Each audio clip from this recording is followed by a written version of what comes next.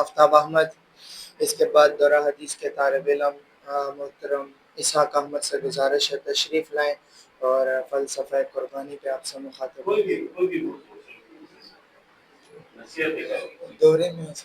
دورے والوں کو کیا مسئلہ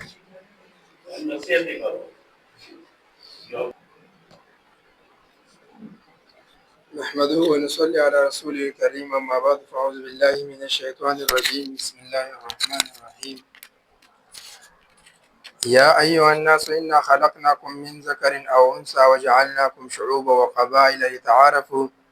إن أكرمكم عند الله أتقاكم إن الله عليم خبير وقال النبي صلى الله عليه وسلم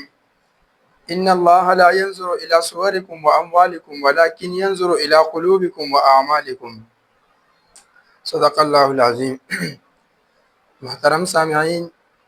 اور استاد محترم قاری فضل اکبر صاحب اور میرے ہم مکتب اور ہم کلاس ساتھیوں، السلام علیکم ورحمۃ اللہ وبرکاتہ۔ اس آیت میں اللہ تعالیٰ فرماتے ہیں کہ اللہ تعالیٰ نے انسان کو مذکر بھی پیدا کیا، مذکر انسان بھی پیدا کیا، مؤنث بھی پیدا کیا ہے، اور اللہ تعالیٰ نے اپنے بندوں کو بہترین بندہ اس کو بتایا گیا ہے جو تقوی کے لحاظ سے اونچا ہو، یعنی اس کا تقوادار ہو، اور اس کو اگر تقوی اس کا برابر ہو تو وہ اللہ کے نزدیک بڑا بندہ ہے اور اچھا بندہ ہے۔ اس حدیث میں بھی نبی علیہ السلام نے فرمایا کہ اللہ تعالیٰ تمہارے صورتوں کو اور تمہارے مالوں کو نہیں دیکھتے ہیں، بلکہ وہ تمہارے دلوں اور تمہارے اعمالوں کو دیکھتے ہیں۔ تو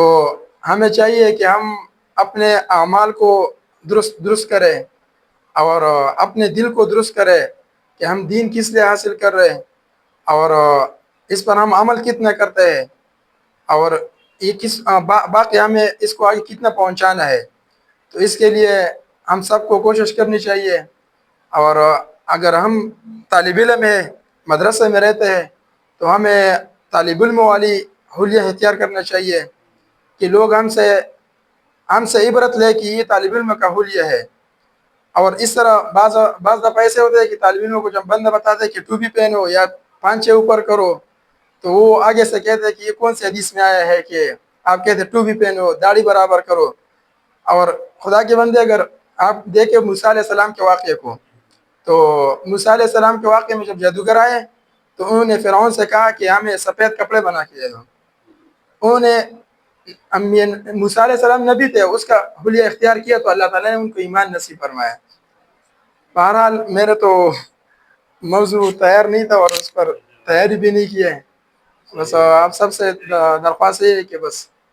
تقوی اختیار کرو، جتنا علم کیا اس پر عمل لازمی ہے۔ عمل